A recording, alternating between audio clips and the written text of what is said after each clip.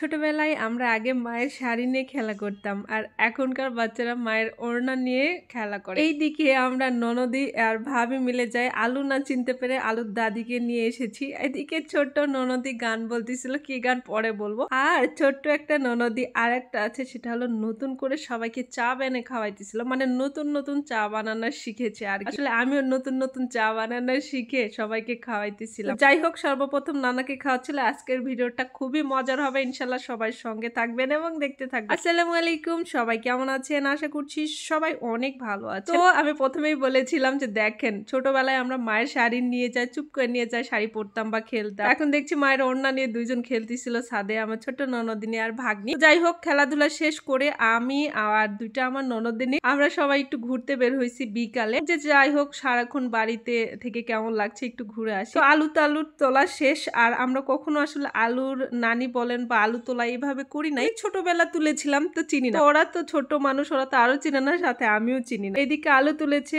ফারা বলতেছে বৌমনি তুমি লুকাই ফেলো, আলু মনে করছে। আমিও এটাই আলু মনে করছি। তারপরে আমরা শখ করে আরো গুলো তুলতেছিলাম, কিন্তু আমরা এটা জানি না এটাকে আলুর নাকি নানি বলেন না দাদি বলে জানি না, আলুর নানি মেবি। আমরা অনেক শখ করে অনেকগুলো কয়েকটা তুলছি যে বাসায় নিয়ে যাবো, নিয়ে যাই ভর্তা করে খাবো বা দিব যে আমরা আলু পেয়েছি। মজা করছিলাম সবাই মিলে, এরকম একটা ব্যাপার। যাই হোক, ফারা এসে বলছে বৌমনি আরো তাহলে কুড়াই, তুমি এখানে বসে থাকো। তো আমাদের কুড়ানো শেষ, নিয়েওছি। তা আমি তারপর অনেকগুলো নেই না, আমি 4টা মাত্র নিয়েছি। বলছে 4টাই নিয়ে যায়, পরে এসে আবার নিয়ে যাবো। হ্যাঁ, তো এখন এই বলতে বলতে আমাদের ঘোরাঘুরি শেষ। ঘুরে এখন আমরা সবাই মিলে বাসার দিকে যাচ্ছিলাম। আমরা তো মহা খুশি, যেহেতু আলু উঠাই নিয়ে গেছি, বাড়ির লোক তো খুশি হবে, তাই না? এদিকে আমরা সবাই মিলে দেখাইতেছিলাম, কিন্তু আদৌ আমরা জানতাম না যেটা হলো আলুর নানি। মানে আলু যখন লাগাই না, তখন হলো এই আলুটাই লাগাই, তারপরে কিন্তু অনেকগুলো আলু হয়, সেটা জানতাম। আমার ননদের গান বলতেছিল যে মগো বাড়ি বরিশাল। এর আগের ভিডিওতে আমি এটা ছেড়েছিলাম। যাই হোক, গান বলতে বলতে এখন বাসায় চলে এসেছি। এসে দেখি যে নানা একটু কাজ করছিল ছাদের উপরে, আর আমরাও ছাদে বসেছিলাম। তো বসে থেকে থেকে ভিডিও করছি, আর এদিকে সন্ধ্যা লেগে গেছে। আমার ছোট্ট ননদিনী যেহেতু ফিয়া নতুন চা বানানো শিখেছে, তো সবাই আসলে চা খাবে, তার বলতেছে বৌমনি আমি চা বানাই, তুমি তাহলে ভিডিও করো। তো আমি ভিডিও করতেছিলাম, ও ছোট মানুষ চা বানাইতেছিল, আমিও ছিলাম। সবাই মিলে দেখতেছিলাম যে কিভাবে চা বানাই। আমিও কিন্তু প্রথম যখন চা বানানো শিখেছি, আমি তখন ক্লাস 8-এ পড়তাম। তখন ভাবতাম যে কে আসবে আমার বাসায়, তখন আমি তাদেরকে চা খাওয়াবো, বলবো যে আমি চা বানানো শিখে গেছি। আসলে ছোটবেলায় যে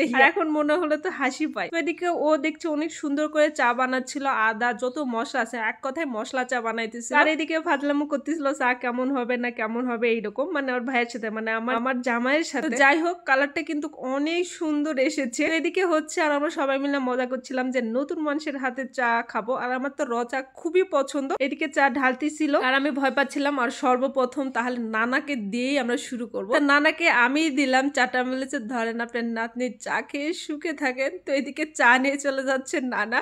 আসলে নানা হলো মজার মানুষ, মজা করি সবসময়ের জন্য। নানাকে বলছি কেমন হয়েছে চা? না না ভালো হয়েছে। তো আসলে কি ছোট মানুষ হিসাবে কিন্তু অনেক অনেক সুন্দর করে চা বানাইছে, আমরা শুধু দেখছিলাম। এদিকে নানিকেও আমরা চা খেতে দিচ্ছি সবাই মিলে। ফিয়া ফারা সবাই আমরা আজকে মানে সারা দিনটাই খুবই মজা করছি। বাহিরে আলুর নানিকে তুলে নিয়ে এসেছি। যাই হোক, এখন আমি বসে বসে চা খাচ্ছিলাম। তো আজকের ভিডিওটা অনেক মজা ছিল, সাউন্ড দিলে আরো বেশি মজা পাইতেন। তো আজকের ভিডিওটা এই পর্যন্ত। সবাই ভালো থাকবেন, সুস্থ থাকবেন, আল্লাহ হাফেজ, টাটা, বাই বাই।